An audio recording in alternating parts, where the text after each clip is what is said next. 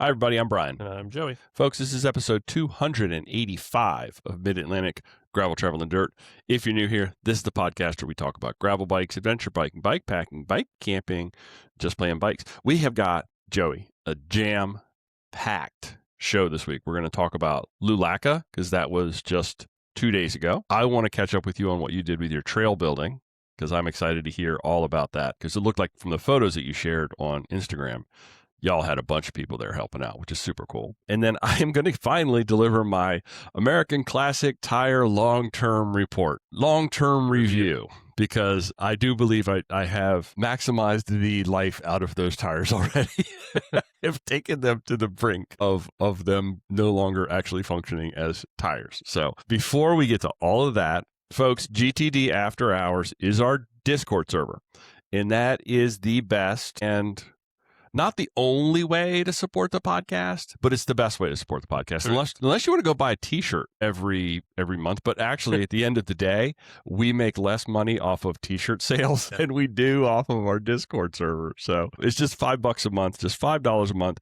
Supports the podcast, plus gives you access to a wealth of stuff that's going on over there.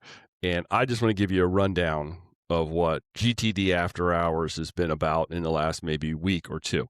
So we got our Scratch and Denton gravel grinder free entry giveaway that we're doing for one of our GTD After Hour listeners. And I've got entries for that already. I was worried that no one, because the numbers are still relatively small. So I was worried that, nobody would be able to put it in their schedule, because one of the questions I ask is, are you going to be able to attend? And that is August 29th.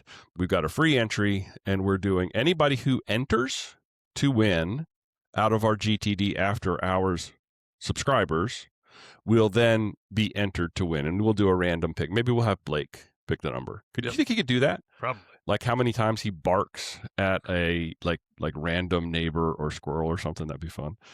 And we're going to have, in just a couple of weeks, the event directors and promoters for Scratch and Denton on the podcast. So I'm excited to hear, because it's they are very new to organizing a gravel event, and I'm excited to. We've said it before, right? That without the organizers and the promoters and those people that are willing to take the time to make it happen, that not a lot of this takes place. Mm-hmm. So it's exciting that there's some new people coming into the equation to do that. We've had a very, very interesting conversation about click valves. I haven't hopped into that one yet. Which is, we talked about it last week. We talked about it a little bit, but if you're interested in that at all, maybe if that conversation really evolves, we'll have a full-blown in-depth kind of thing here. Also, metal bottles is another thing that people are discussing. This all sounds very, very, I don't know what's the right word, pedestrian, but at the same time, it's the stuff that everybody wants to know. And now you've got a vetted, valued community of people that you could trust to ask these questions of. A couple of events that are coming up.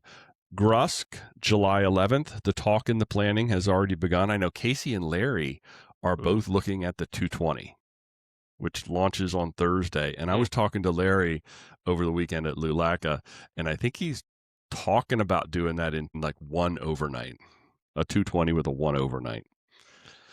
So that'll be interesting to see how that plays out. I'm excited. I'm thinking I'm going to go out early to both help Travis and then possibly be in the vicinity should they need any support or help during the course of that big grand endeavor. Grinduro, saw Dave this weekend. He's pushing Grinduro. That is July 18th. I'm pretty excited about that. And I know this one is way out there, but I think it deserves and warrants us talking about a September event here in April, and that's the PA Gravel Fest. Do you think you're going to be able to make that? I'm not doing events in the fall. No, not at all.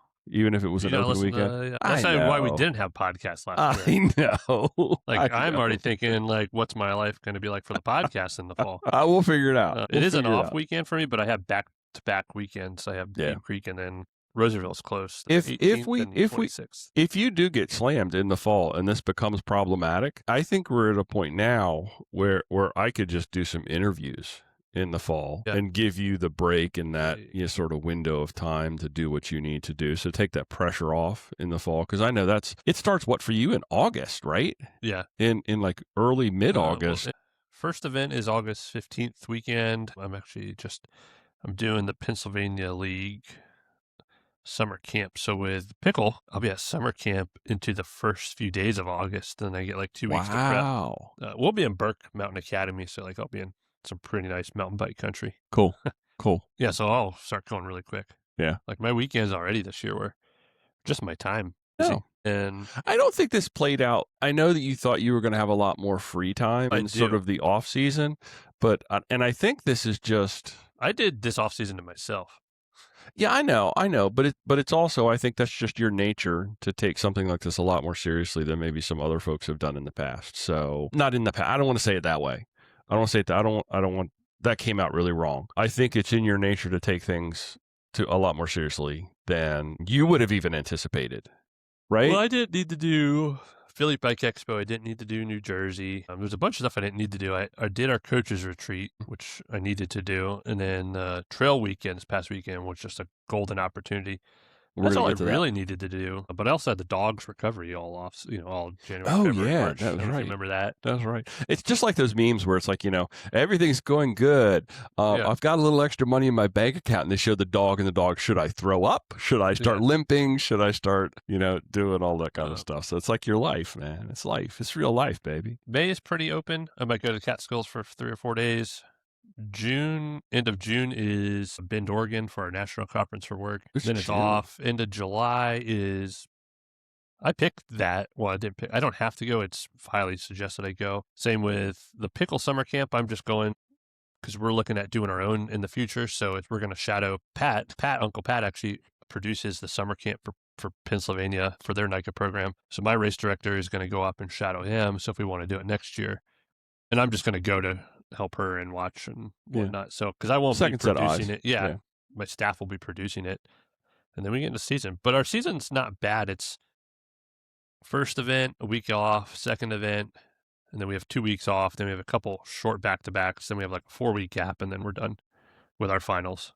Yeah, but there's so much more to what you do than the events. That'll be good. That feels like it's just like a minor part of what it is that you've got going on. Speaking of Pat, wow. Okay, I don't do this very often, and I know you don't like the sound effects, but Lulaca, I'm giving it some applause over here. And Pat, if you're listening, I think this may actually be the first time, Joey, that I've used the applause sound effect. I don't think I've ever done it before. I think we've done it in the past, like a couple of years ago.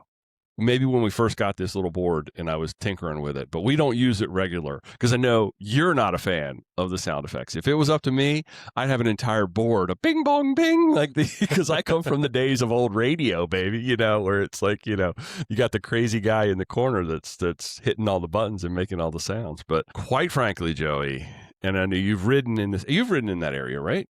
Have you done any riding in that area, that sort of Scranton, Wilkes-Barre? Mm-mm. My goodness, is it beautiful? I kid you not, and I have ridden my bike in as have you in a lot of amazing, beautiful places. It could have been the combination of the day and the company and the weather and just the vibe of the event. And it's the first time I've done one of Pat's events because it's in April. It's a shoulder season. I'm usually traveling. All of those things came together to just make for the most beautiful and most incredible ride I have ever experienced or been a part of. And that's saying a lot. So let's go backwards to the beginning. It was raining for the drive up on Saturday. Mm-hmm. Raining on me on Saturday. Yeah, we're going to talk about I got a whole section here to follow up with your Saturday events. That means zip it over there because I'm talking about Lulaca. I'm giving all of the attention right now to the most beautiful northeastern Pennsylvania gravel event that you could possibly come by. Rain going up on Saturday,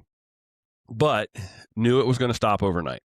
Knew it was going away and knew that Sunday was going to bring sort of cloudy gray skies and then the possibility of it opening up a little bit and getting some blue sky. But I think if you go to a Pennsylvania event, Pennsylvania gray is the color that you're looking for because it was perfect. No bright sun in your face, no sunshine, no sunburn, no having to worry about all the stuff. So the brewery, we went to the brewery on Susquehanna Brewing Company on Saturday, met Larry there. And it was funny because Larry and I hadn't coordinated literally at all. And I'm flying up 81 and here comes the blue Toyota, just flying by. Did Larry get a pulled over going down He did. He got a little ticky. Oh, did he get a ticket going to Lulaca? No, he got a ticket going to Croatan. I was going to say, yeah. Well, it wasn't such a little ticket either. No, we won't slow him down a little bit. So I meet Larry. Literally, we pull in the parking lot at the exact same moment, which was just, it couldn't have been for better timing. Nice little brewery, go in. Larry drinks a couple beers, I think. We catch up with Pat. We make some plans for later, which I kind of knew weren't really going to come true because Pat, you got to focus on the show. You got to focus on your event. So we made plans. Larry and I camped at a state park, Francis Slocum State Park, which is just up the hill, about 15, maybe 20 minutes away from the event start at the firehouse. And Pat gives us a great recommendation for dinner, a place called Sabatini's. It's like, tomato pie, right? That Got the Jersey tomato pie. That sweet sauce. It's different. Sauce? Nope. It was tomato sauce, but it wasn't tomato pie. It was a real pizza pie, but it had that. The sauce had that sweet kind of tomato sauce base to it, and we did mushroom and garlic with that sweet sauce and the right amount of cheese, and it was just perfect. It was wonderful. It was a great way. And since it was raining, we go to Sabatini's and we just hang out for like an hour before we even order the pizza. Have some mozzarella cheese sticks, and I told the hostess at the counter we went in. I said, "Listen, we're expecting a couple people. Maybe they might be about an hour." And she's like, "Oh, I'm glad you got here early so you could get your table." And I was like, "Okay, well, that's the vibe we're after because that's what we're doing." Really, really, really good pizza. Then we turn around and go back up to the campground that we've already set up at, and it's raining, and so not the best campsite. There were better ones, and I'm not sure, it's kind of luck of the draw when you're looking at a map and you just pick away. Not a lot of space, but Larry sleeps in his truck, and I put my tent up and had the heater running inside the tent. It's raining. I slept like a baby. That was wonderful. Man, it was wonderful. It was wonderful because when we got there, Larry's not going to be without a fire. So we actually got a fire going. Pellets. He had a whole bag of pellets. So we actually pulled my truck up into the campsite and pulled my awning out. Was that your first time using it? On a trip? No. But I pulled the awning out. I haven't used it a lot. Pulled the awning out and got it just to the edge of where the fire was like not going to interfere with the awning. So we could sit right at the edge of the fire underneath the awning because it was still kind of sprinkly raining. It wasn't raining hard or else we wouldn't be able to do that. We got a nice fire going, sat there for about an hour or so, and then buttoned everything up, hopped into bed. Up early the next morning. It's a show and go start for Lulaca. He gives you some projected times, and I love the way that Pat does this. He gives you the windows of time that the rest stops are open. So you can then gauge your own start. You can say, well, if I feel like I'm going to go 10 miles or 12 miles an hour, and that rest stop's open from here to here, then I need to start as late as this or as early as that. I like the way it's done. What was the window? There was like a 2, maybe 3 hour window for the rest stops to be open. I mean the start. I think he wanted everybody on course by like 9. I think that was the timing. And that was I actually read my event email too. And he even did a nice Google Doc with all the information in it, even a spreadsheet with all of the start times. So very, very incredibly well organized. Speaking of well organized, at all the rest stops, and then at the end of the race, you had to check in with your bib number, which kept track of where people were. Very responsible. Very nicely done, Pat. I appreciate that. I know how hard that is to execute because we do that on adventure cycling trips. And ESR, we've done it in the past where you've got that checkoff sheet and it's so hard. And then you get the people to just blow past the rest stops. But if you can keep like a good handle on the volume of people, I think you're doing pretty good. So the party pace group the fun group was Lena, Larry, and myself. There was just the 3 of us there. I know there were a lot of other people there, but it didn't seem like it from our world because we had so much fun. And maybe that was part of what made it so beautiful. Just having people there was no rush. But there was also no lollygagging. It was like just this nice, steady party pace. Everybody did great on the hills. Everybody moved at the same kind of like general speed, and there was waiting when needed. And we took a lot of time and took pictures and stopped, and none of that rush. I'm racing kind of an event. So when you leave the firehouse, you're riding through, I guess it's West Jenkins Township, and I guess that's kind of where Pat that's the genesis of Pat, I believe, is that little area, because I know you rode by, I think, his childhood home, which has a little placard outside of it says home of Uncle Pat. Uncle Pat. That's exactly what it says. In fact, we should actually get one made and put it up there hanging on the fence. A little yard sign. But you ride through town, ups and downs, and then comes single track. You know I'm not a mountain biker. No, we practiced last week. And legit, dude, it was spicy. It was spicy single track because it had all that rain had turned a lot of those little, and they're not real. It's not real, like, it's not purpose made single track. It is like, it's true goat path kind of thing. It's like connects this neighborhood to that neighborhood. And I expected to get hit by from a kid with a rock with a slingshot or something as I was riding through. But it was lots of like humps, and somebody had cut down some trees because they were trying to keep the quads from running up and down through the neighborhood behind on these backs. You're off and on. And then the last little section of single track, as we were leaving town, it was really rocky and it was spicy. It wasn't not doable, especially on my 50s, although I did worry about those American classics on the back end of that bike. A little bit. I'll talk to you about that later. So you're through town, then you're out on the highway, you cross the river, hit this beautiful river road with this giant waterfall. The sky is gray. It's cool. You had to make sure you're dressed right, did a few layers, and actually we all kind of stripped off a few layers a little bit later in the morning. Then a really fun little isolated piece of, it's hard to describe. It looked like it was kind of the side trail to a railroad, but it wasn't the ballast. You know what I'm saying? It's like, it's another one of those little back roads that goat path kids probably created. But the nice thing is with that show and go start and without that giant group, so all of the single track was just, you didn't feel like you were being pressured from the back or held up from the front. When you're on that little section, same thing. You just felt like you were able to just do your own thing and ride your own ride and have fun. I mean, it was that point I began to think in my mind, and maybe this kind of shaped it as well. It felt a lot like a hootenanny or a fall fuck around, because it had all of the, like, one point we rode through the grass coming out of the single track behind a ball field next to a chain link fence. And it was like, it's just all kind of, and you know how the fuck around and the hootenannies have got that kind of feel to them where it's like a little bit of everything. It's like, yeah, we're just going to kind of go some places and do some things. And then it became proper. After that, a little bit of gravel road that was not really a road. We hit some hard top, and then we made a sharp right turn and decided it was time to breathe heavy. 18% grades, wall like you wouldn't believe. And they seemed to just go on and on and on. Nobody really had any issue with it. Lena did great. Larry obviously was, Larry doing his thing, clickety clack. I'm so glad. He's actually fixing that derailleur now, apparently. He's going to replace it. He's going to replace it. Because without that 20 watt... Was that a replacement to the one I put on? It was a replacement of a replacement. Oh. So, but without that 20 watt penalty, I think Larry would have been... It would have struggled to stay with us. So we hit that wall and climb and climb and climb and climb. And then it seemed like all of these climbs were like this. You would get to the top and you could tell you were on a ridge and everything was open, because the ridges are not so high that they don't have, there's farms on the top of these ridges. And so you would hit these gravel roads, and the gravel, Joey, Cadillac, Hero, whatever name you want to call it, that's what it was. And it was that, this was what was so special in my opinion about it. You'd hit the top of that ridge, you'd get these wide open views, you'd bounce along a little bit, and then when you came to that big descent, there was no sharp corners or hairpins or none of that stuff. It was, you just went over and down, and you could see that road stretch out. I haven't looked at your... You could see that road stretch out in front of you. And not only was the gravel so pristine that made it like you could just open the bike up, where there were some small potholes and little things in the road, you could see them so far in advance. And there was none of that kind of, like, for somebody like me that we don't get to climb a lot, we don't get to descend a lot.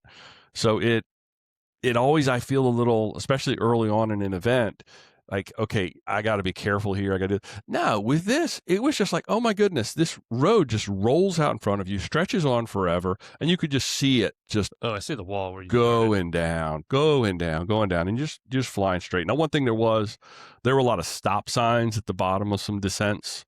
So you couldn't keep your momentum. Yeah, but usually it was like when you were coming to the bottom of that, it wasn't really a need to keep momentum, because you were usually entering the bottom towards the valley, and everything seemed to be like a climb and a plateau, or a descent, and then a little roller and flats in the bottom. So there was never really any concern over that. Did I say that the single track was really spicy? Yeah, it was. That sticks in my mind. Well, there's some big descents though. Hero gravel. Man, that last descent. Yeah. You start at like mile 54 and end up at like, it's like almost a 5 miler. The whole thing is probably about 8, more like 8. It got flat at the bottom, but man, was that, and that was hardtop too. That was hardtop. And that was a little busier road. There was some car traffic on that road, but no car traffic all day except for one. The only issue we had is a dude on a 4x4 came flying out of his road, had a loose dog running next to him. And the dog said, well, I'm not following you anymore. And he went after Larry. And if it'd been me, yeah, that dog was moving and it was on a downhill. So Larry was moving. If it had been me or Lena, I think we'd have been calling an ambulance because I'd have been in the ditch and the fence and the this and the that and all over the place. Larry, he caught up to me. He's like, that dog was nipping at my foot. Just nothing. Gotta taste LFP. Nothing phases that guy, man. This is legit. First rest stop, 23-mile marker. Plenty of food, all the great stuff. Then more riding, more descents, more climbing, more descents. And at the top of, I think there were 4 categorized climbs. When I look at my Strava, I think there was a couple, like 3 4s and 1 3. So here's 1, 2, 3, 4, yeah. 5, 6, 7, 8. Because there's hidden ones. There's 3 hidden 4s. They may be like overlap. Then there's 3 4s, and then there's a 3. Yeah, it might be overlaps. It was the top of the 3 that you crest the hill, and in front of you is the rest stop just on the side of the road. And I'm not talking about just a rest stop. I'm talking about an enterprise truck running as a full-blown, full-bore taco machine. Tacos look great. They were amazing. Fresh chicken, beef, whatever you wanted, rice, beans, all the fixings, all the toppings, little cups of fresh pico and guac and sour cream and anything you wanted. So Pat was right about one thing because I saw him at that second rest stop and he said, how many, you ate 2 tacos. I'm going to tell you're going to go down this hill and you're going to make a right-hand turn and you're going to question that choice. And he was 100% spot on, but so worth it. And I think Lena and Larry both had a beer with the tacos at the second rest stop.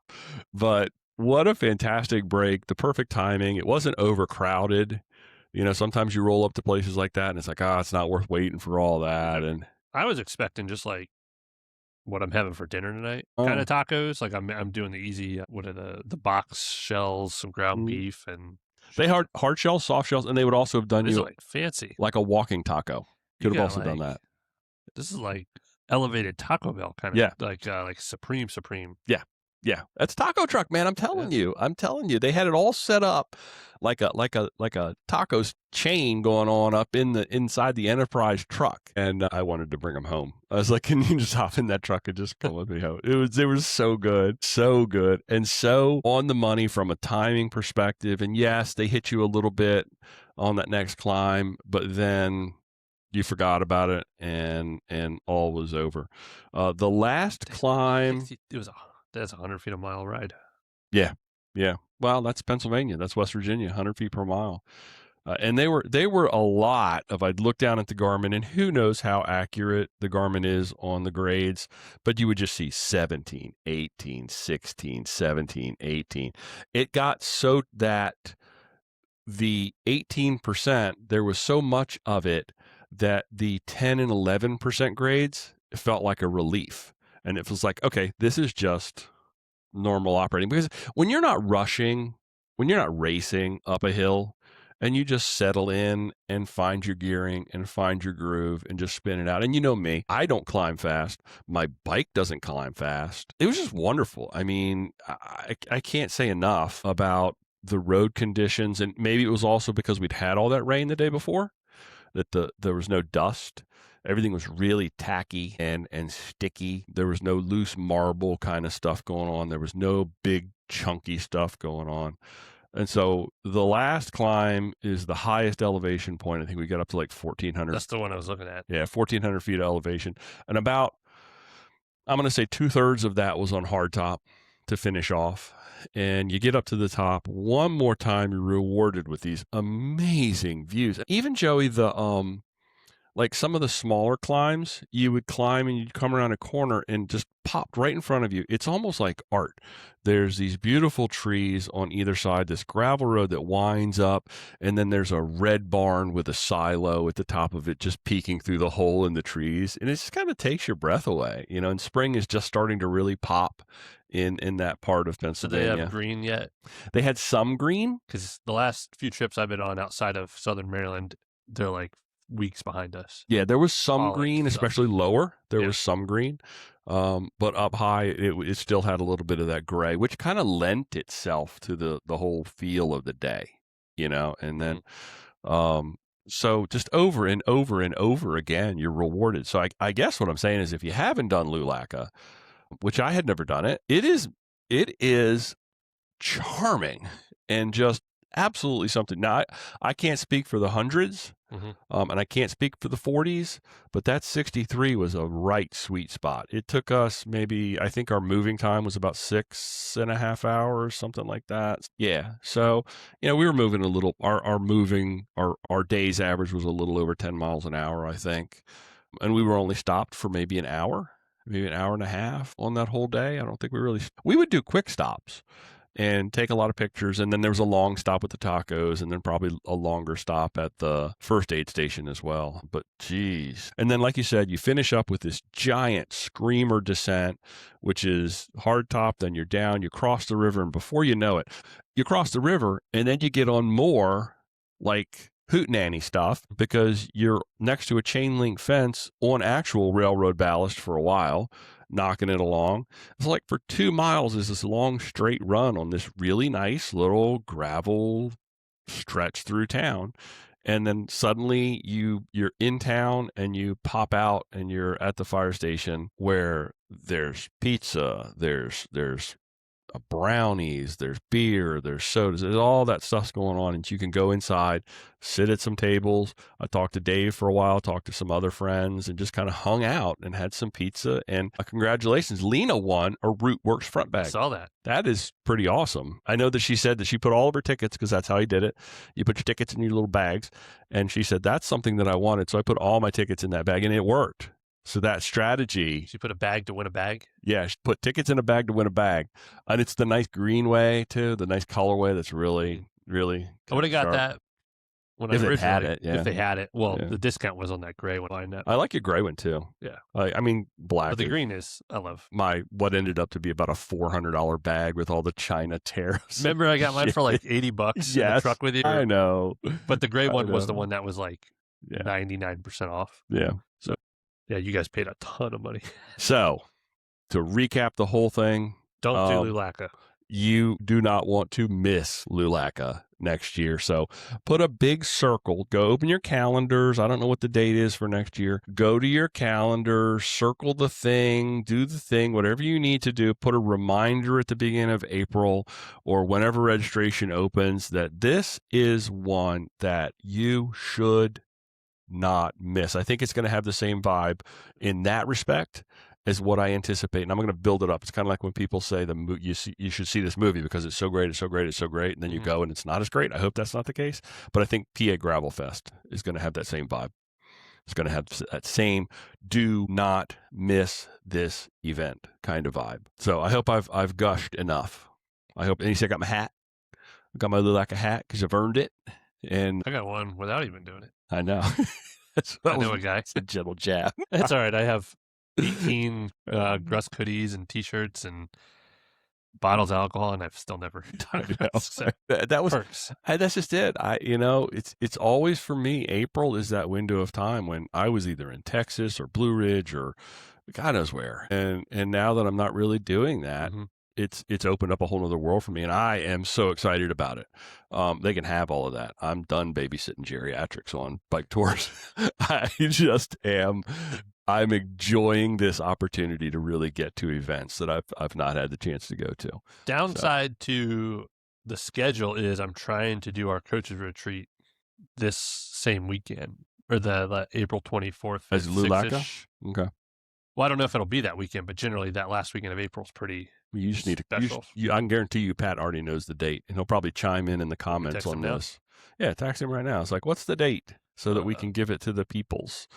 So yeah, I can't say enough wonderful things. And I know a lot of our friends and a lot of our listeners have already done Lulac in the past. It's one of those ones that we want to make sure doesn't go anywhere. So this is good repeat business, and I would recommend doing it for the first time or coming back if you've done it in the past. Is that good? Is that a good wrap up? Yep. Yeah. All right. Now, did you text Pat? Yeah, it was really weird because I had to type in 2027 thinking, holy cow. Yeah. It's wild. I just turned 36 and now I'm like, I'm close to 40. Ooh. Wait till you get up here with me, bud. Oh, yeah. I'll be long gone by that time. Well, I said I never make it to 30, so here we go. So it's a lot of gray that you can't see on camera all over. Well, that's the one thing about the ginger. The ginger hides the gray, doesn't it? No, I say that I can definitely see it in the beard. The side of my, like where my headphones are, that's all gray. Yeah. So it's like salt and paprika instead of salt and pepper. Oh, you're spicy. Yeah. You're spicy, Joey. Yeah. Okay. I was at Lulaca and you were doing work building trails. Well, so we hosted last year, coming on board, something I wanted to do, taken off of the Pennsylvania side of things, is we have this program called Teen Trail Corps, which is about trail stewardship for the student athletes and anyone in NICA. And so we have this program, we collect hours, you do trail work, whether you're doing advocacy, talking about trail work or actually doing the work itself. It's a program, nothing competitive about it. We do have an element where you can earn bonus points, which was a big catalyst to the amount of trail work that went into the program last year. And this is for the kids that are in the program? Kids and adults, but kids, yeah. So basically, it always existed. Mikkel has always done a good job at it, but people weren't logging hours, and it was always there. John is a huge trail steward. He does trail work all the time. I saw what Pennsylvania was doing, and I asked everyone, like, hey, let's try to elevate this program. We have a coordinator in place this year and last year. We created a reward system about it. We recognized it a little bit more.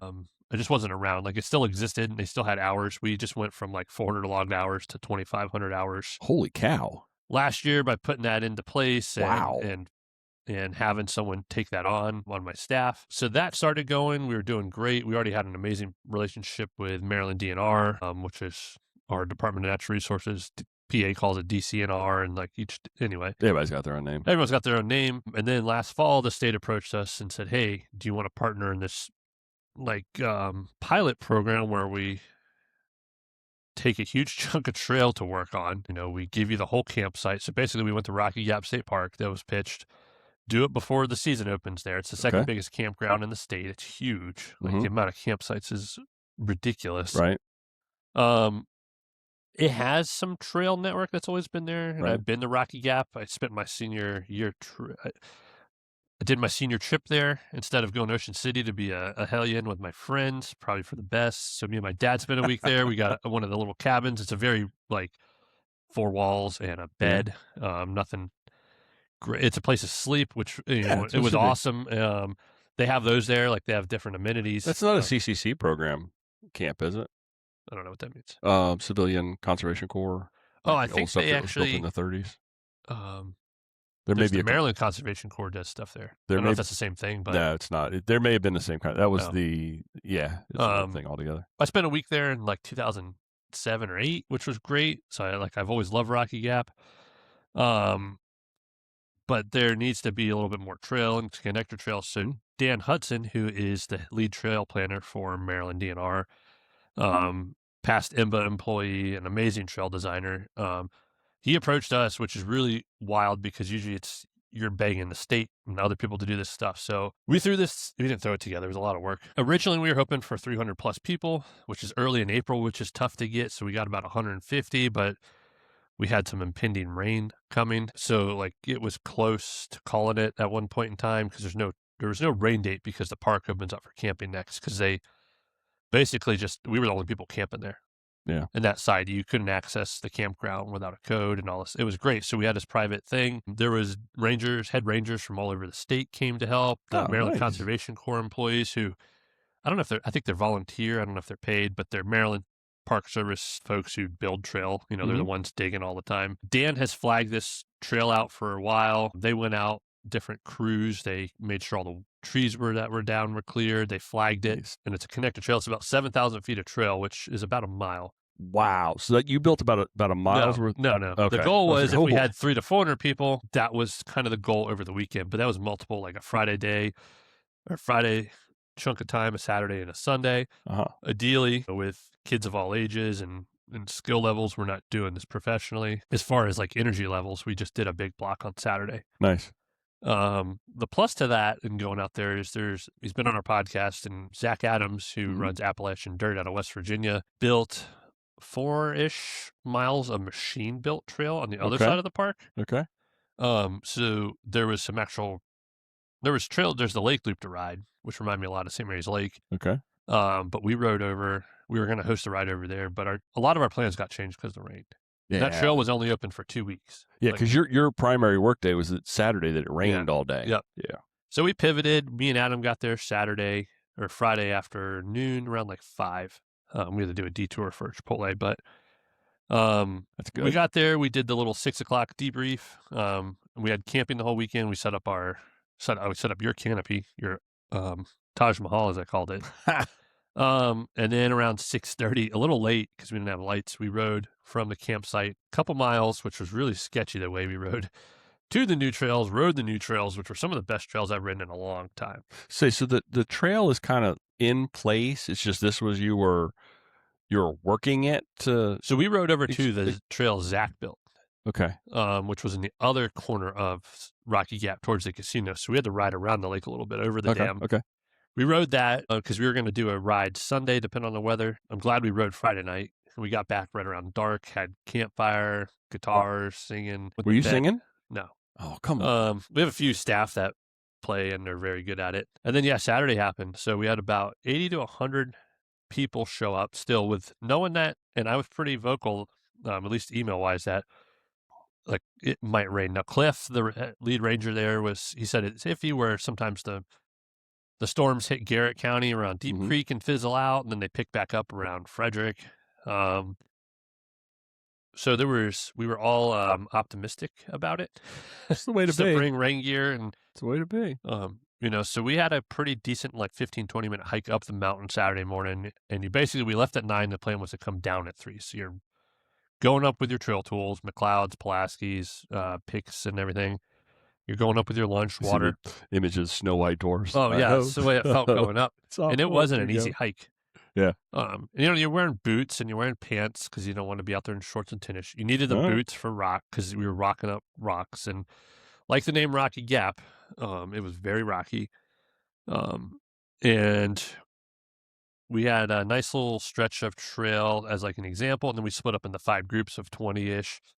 Okay. And then we worked. And then you basically picked your section about, you had a decent gap, like 20 feet between each person. And you're in this row.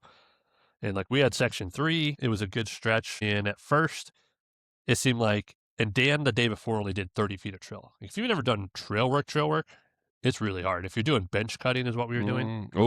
It's not just like blow the leaves. So we knew we would hit a lot of rocks. You have to take a lot more material out than people could possibly even imagine when you have the bench cut. Well,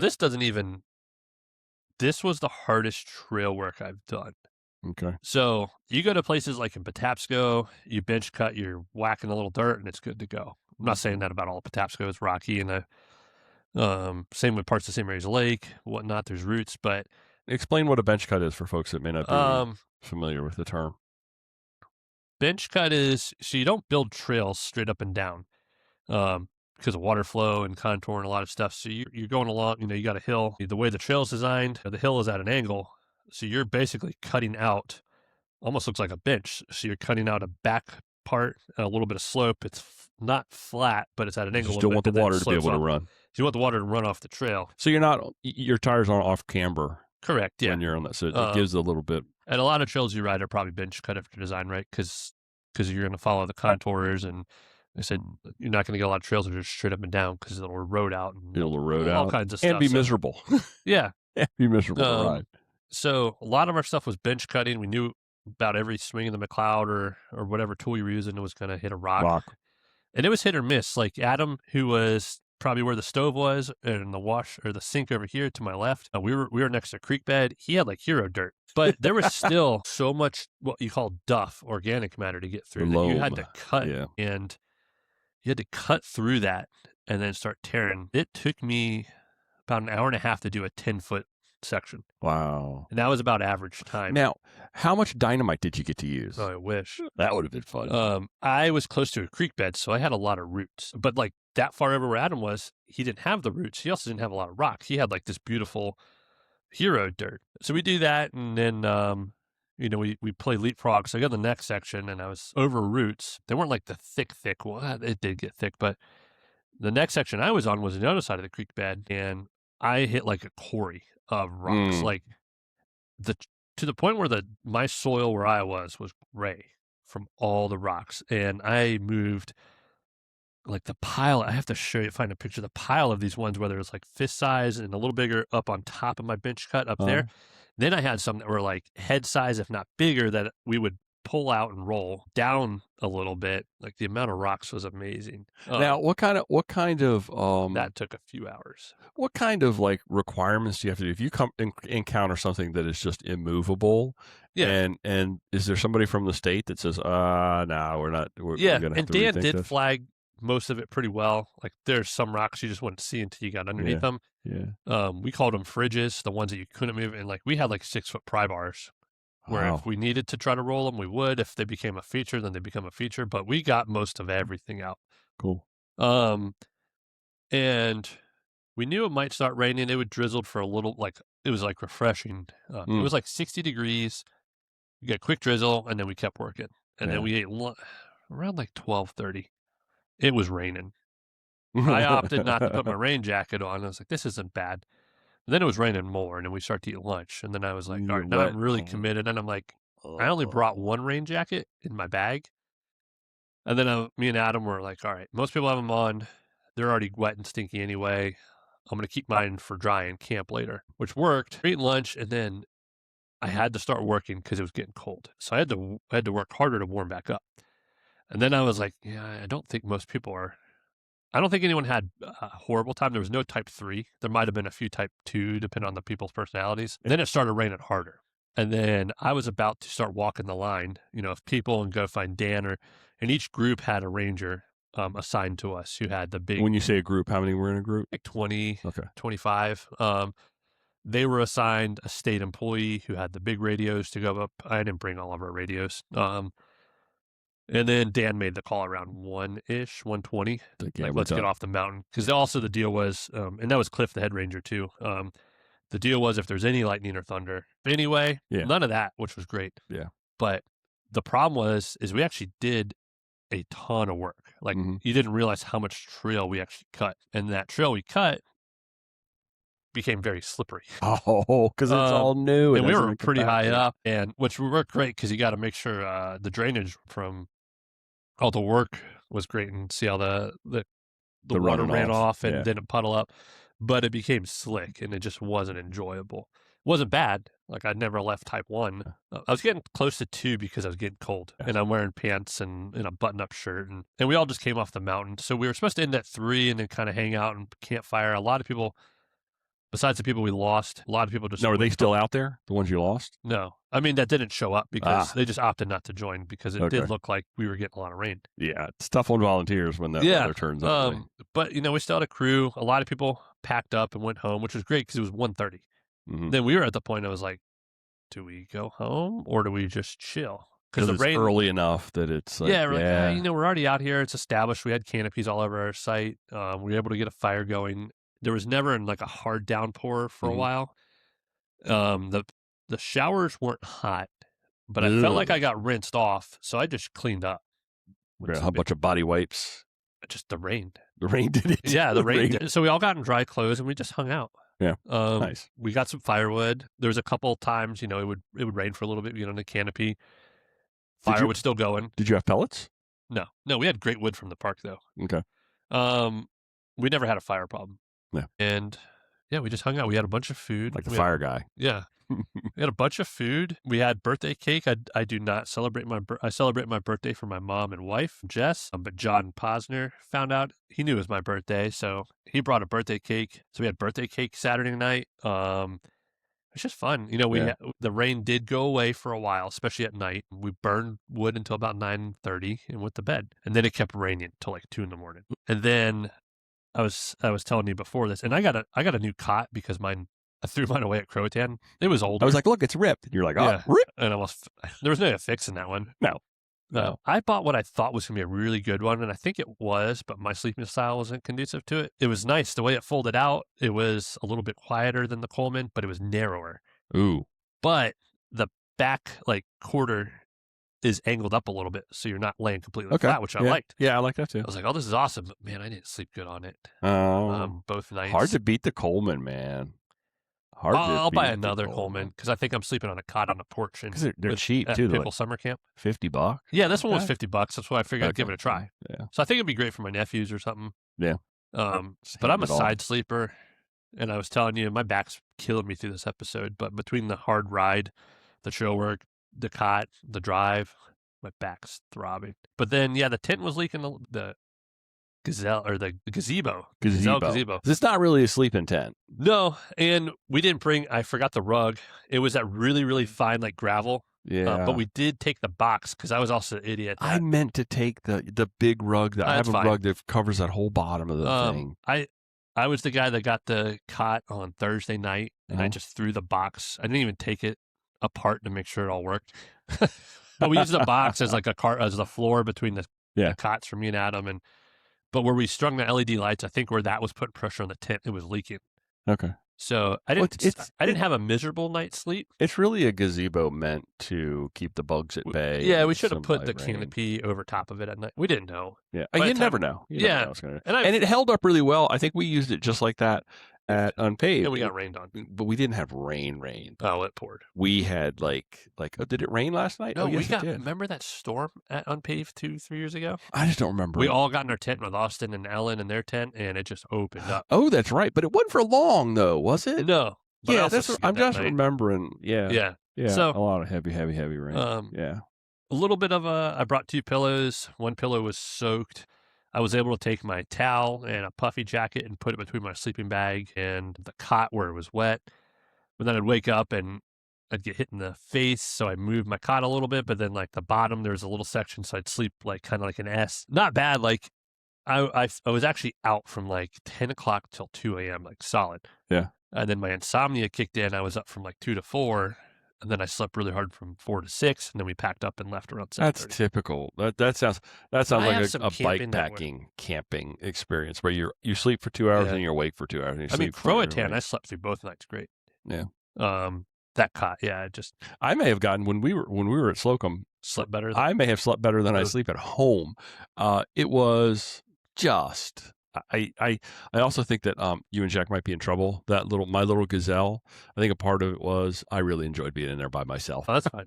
I need a gazelle. I do like how easy it was to set up. They're so simple, folks. If you car camp at all, the gazelle and gazelle style, because there's ones on Amazon. They're just so simple to set up and break down. Yeah, there's no fuss, no muss. It just you pop the sides out, you throw the top one, you pop it up, and you're done. Yeah. And I had a heater in mine that had a little electric running. The heater, it was toasty, even though it was like in the 40s outside. We didn't need, it got in the 40s, but we didn't need a heater. I was pretty warm. Okay. Well, I always think I'm going to be, and then I wish I had it. So this one, I'm glad that I went ahead and set that up and got it working. I let it run while Larry and I were out at pizza. I had it in that tent running. So when we got back, burned down. It's a ceramic heater. She's fine. But no, it was still a great weekend. So how much trail do you think you actually built? I have no idea. Ballpark it. I don't know. Half mile? Quarter mile? Less than a quarter. Less than a quarter? 7,000 feet, but we only had 100 people. 7,000 feet of trail is that's over a mile. You know that, right? Yeah, but I think with our numbers and the way we split up, maybe a quarter, half a mile. Okay. We didn't touch half a mile. So what happens with that trail now? Is it just considered not open? Yeah, it's not like the first part of it specifically where you can see isn't actually worked on. Oh, okay. So people can't just be like, here's some trail, and then they get it'll the be end a project over time where different groups will come in. We just did the big push, and we might go back in smaller crews. The nice thing with us now was no one else was there. We had the whole campsite. That campground will get packed quickly.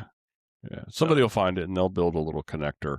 They regulate that pretty well. I was just reading about that. Part of the lake. Yeah, I was just reading about that. How folks that go out, and I don't know what they're called, pirate trails. You're not going to pirate trail at public. Public park. But people that do it, they actually end up getting more in the way of the approvals and the permittings for people that are actually trying to build real trails. So don't do it, folks. I guess that's there's parts of. There's a good Shimano video, I think, about a lot of pirate trails in Oregon that got closed down, and they were actually really nice trails, but nothing was done under the right circumstances of paperwork and whatnot. So, no, that one will get worked on this year. It'll connect a lot, and we're basically like feet away from the Pennsylvania border because Rocky Gap's on the border. Like further up the mountain, we kept hiking, we'd be at Pennsylvania. So what happens there? Or is it the park system? Stops. Trail just stops. Okay. I don't know if the trail, I mean, that's like as far as jurisdiction. Like, there's some overlap because where we go to Fairhill, I think part of the camping and part of the trail system for Fairhill is Pennsylvania. It's not like you just like hit this wall. Thank you for going out there and doing the people's work. I think the thing that people don't realize until they do trail work is how hard it is. And you look up after you think you've like you did accomplish a lot, but you're like, I did this 20-foot stretch the whole time I was out there. Yeah. And I don't think we would have made it till 3:00 with how hard it was and people getting worn out. So the rain was like the nice. Last thing you want to do is a volunteer effort like that for somebody to get hurt. Yeah. Because they're tired to put a McLeod through their toe or something like that. And there was a dad and a son. They're on a Nike team next to us, and the dad was talking to the son about like, in a year you'll come out and ride this. You won't remember what section you did, but you'll really appreciate it, and that's what happens. It's cool. So, thank you for doing that. I appreciate that. Thanks. Thank you. Yeah. I want to give a very quick update on my American Classics. They're like my car tires right now. I saw tread on my rear tires today. I was very excited to try these American Classics because I'd been wanting to go ahead and get to the 50s after my 42. My Pathfinders gave up the ghost at Monster Cross just this year. So I went. I was on the hunt for cheapest tires. Now, not cheap tires. I still wanted tubeless. I still wanted, what would be but I said, let's find the lowest possible entry point for $45 a tire, 700 by 50, set up tubeless. And then the American Classics, you buy them off of Amazon.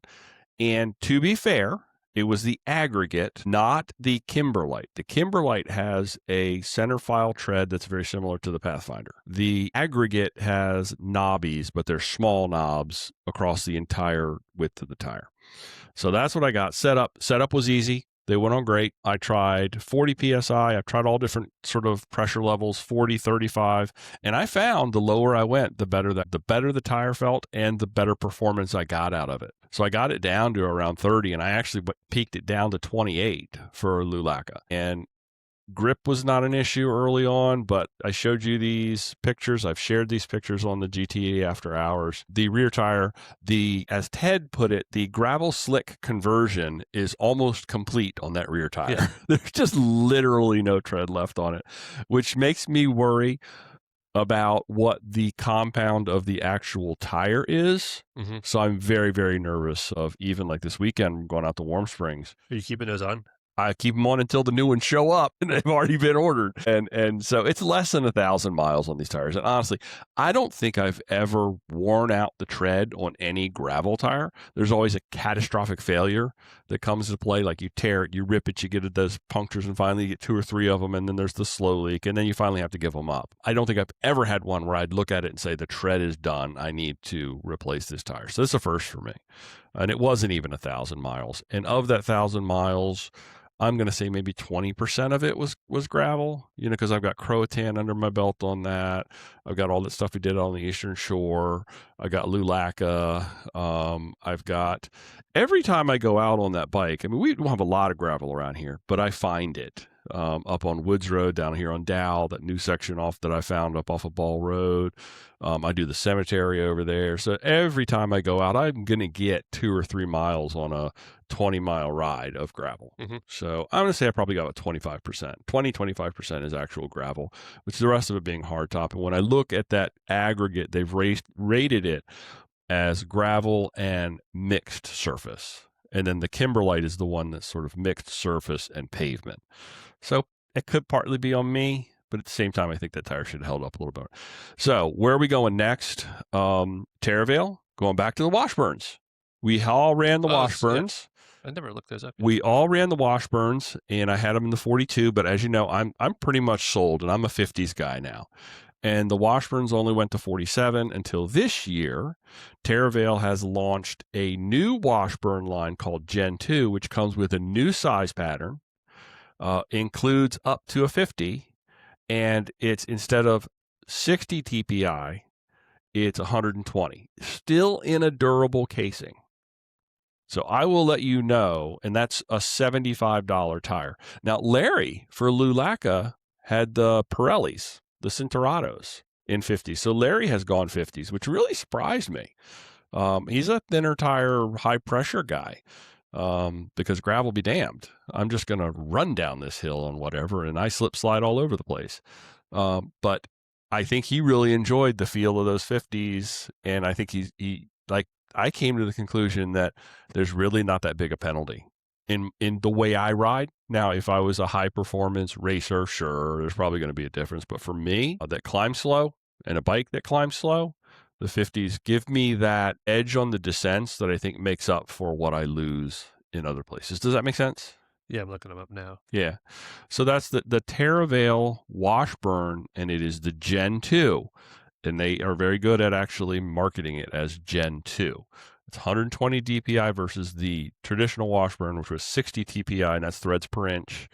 And still in a durable casing. They also have it in a supple casing as well, but I'm not going there because every time I go supple casing on anything, Rene Hirsch, I end up paying the price for that. And I'm just 75 is not bad. I know that Larry paid somewhere around 65 or 70 for those Cinturados, which I thought were a little bit more expensive than that. So I feel good about this, and I'll keep you posted. I almost, part of me wants to keep that American Classic on there till it fails, but part of me knows that would be really, really, really, really dumb to do that. So coming up this weekend, and we're going to talk a lot about this next week, we've got our first GTD After Hours meetup that Casey's put together. He's calling it the White Whale Meetup because that's what he calls his van. We're going out to Warm Springs. We're going to go to the Bath County Pump System campground that Dominion built. And it is Dominion Energy. It's an actual lake system. And what they do is at night, when electricity is cheaper, they use pumps to pump all the water back up to the top lake. And then during the day, the water goes through the turbines through the system down to the bottom lake and generates power. And so it's a different way to generate power. It's the old grist mill kind of paddle wheel kind of thing. So we're going to do a couple of days of riding. I don't know whether I'm going. I know they're going to be in there Thursday, but I think I might go up Friday. Thinking about going Thursday. Not really sure yet. And I think we're going to stay through Sunday night or Monday. Maybe it's only $10 a night for this campground that's got really nice sites and really nice bathrooms and hot showers. I've stayed there before with ACA. That was our stop before we got to Covington on Allegheny Mountains. So that's this coming weekend. And you can go to GTD After Hours. Anybody can come. Anybody can come join us at an After Hours meetup. Go ahead over there, join graveltraveldirt.com. Look for the big After Hours button right in the front. You want to do this or that real quick? I know we are. We're cruising on time. No, I told you we had a jam-packed show this week, even though we don't have a guest. So, first item on this week's This or That, Joey. Would you rather build trail in the rain or build trail in the heat? Rain. Rain all day. We don't do trail work in the heat. Yeah. Like other places, for SM&B and stuff, we don't do. It'd be miserable. July, August. You'd never get anybody out. And you also got bugs that time of year. And down here, it's the horse flies. Humidity. Ticks ruddy. I did my Sawyer certification and came out with 6 ticks last weekend. I've done a lot of manual labor for the state in the last few weeks, which is why I'm not going to the event. I need a weekend home, but rain. Yeah. Rain all day. I would also take rain. Yeah. Because I've done it in the rain multiple times. The heat is miserable. There's so many other things that come with that. Okay. Second item, Lulaca or almost any other gravel ride that's out there. I don't know. I've never done a Lulaca. I got to say, Lulaca. It was one of our original talked about. I can remember we didn't know how to say any of it. Yeah. It was like, well, I think we were at Wes's house when we first talked about it. Yeah. Early. Maybe that's part of why I was so jazzed about it, is because it's one of those things I wanted to do forever. 7-8 years to do. Yeah, it just took forever. Party pace with friends or a late start, but you get to pass everybody else. I don't really care about past people. That's the point. Party pace. Party pace all day with friends. Heat this up to be easy. Party pace all day. Okay, this last one, and all of those first three, this and that, were just to reinforce all of those wonderful things about Lulaca and what you did over the weekend. This one's kind of fun. Would you rather have an invisible bike or an invisibility kit? So you're invisible and your bike's just moving along, or you're just hovering along because your bike is invisible. Would you rather want the invisible kit? The invisible kit? That would look fun, yeah. Yeah. But nobody would know it's you. Well, you could do all sorts of fun stuff. Am I invisible or? Yeah, like everything's Harry Potter, like a cloak kind of thing. I didn't know how else to say it. So like you're completely invisible, and the bike's just moving along. Because think of the fun stuff that you could do. You could like be riding along, and then you could jump off your bike and push it, and then you yeet it off of a cliff. Yeah, I'd go for the kit. Kit all day. You could AI Photoshop the bike out with most of the software today. So invisibility kit, that would just be so much fun, I think, to be an invisible rider. So real quick, this or that, because I knew we were going to go long today. So we were real quick on those. Are you ready, Joey, to shut this thing down? No, actually, Pat never texted me back about Lulaca. It's not like he's teaching or anything. We'll follow up. But I will say, on accident, I went to the Croatan website. Croatan Buck 50, March 20th, 2027. There we go. So put it on the calendars now so I can sign up for something stupid and end up just doing the 50 anyway. We got to watch that video. We recorded videos on our way back. We actually didn't even do that. We said we were going to do it. It is a Saturday. It's making sure Matt just didn't wing. He's a smart guy, but it's the third Saturday in March. Okay. So Croatan. So we can already start talking about Croatan. But it's recorded now. This is like an intervention. Just sign up for the 50. Just do it. Just don't even think about anything else. Yep. Absolutely. There's no other nonsense. And if you start talking about single speed, I'm going to throw punch you. I did talk to Carl. He texted me earlier last week. He said, "So are we both really doing?" Well, we didn't say the 100, but I will get Carl down. I would love for Carl to come down with us. And do it on. Hell yeah. I'm not doing that. Well, me and Carl. Yeah, you can do the clunker thing. I think it'd be fun. I don't think it's stupid. I think it'd be fun to do the 50 on the clunkers, me and Carl. We'll back of the pack. We will just cruise. Mm-hmm. We'll have a blast. Well, see, I think going to it, you have no expectations with regard to. I set the bar really low this year. That was my worst performance, and it was fun though. I know we don't worry about racing. That's not the thing. But there's another thing when you're out there and you're suffering. That's tough. I was suffering this year. That's tough. That is tough. I'll pack my AirPods next time. And I'm so glad that I just left you because I didn't want to participate in your suffering. But I had picnics and everything. But yeah, 2027 Croatan, Joey and Carl do it on the clunkers. All right. We'll get T-shirts and maybe wear a suit jacket each. Okay. Yep. All right. I'll make you some Masters. We'll get some Masters jackets. Yeah. Because now we got the logo. Yeah, but what we'll do is we'll bring our coffee setups too. We'll just stop. You could just stop in the clunker. You could have a little trailer. No trailer, just a little frame bag. Just a little frame bag that carries, so you could do espressos. Yeah, do a couple espressos. And it's not like you're going to be there forever. You could set up for like a pop-up espresso. You're there for 20 minutes, and if you came by and your timing was you got an espresso, good on you. But if you didn't, well, or even like I had my that would be so much fun. I forgot the you might get me on steep coffee bags. You might get me on a clunker for that. If you did like a whole pop-up espresso thing. All right, and you could wear little waiter suits, like have a little waiter's T-shirt. Yeah, you might get me. Me and Carl will talk for that. I think we'll be. You might get me on a clunker for that. Hey, folks, don't forget GTD After Hours. Head over to the website at graveltraveldirt.com. Look for the big button. Join us there. It is the way to support the podcast. I've had people say, I'm not a Discord user. That's not the point, folks. Discord's the bonus, and it is fantastic. Yep. Don't get me wrong.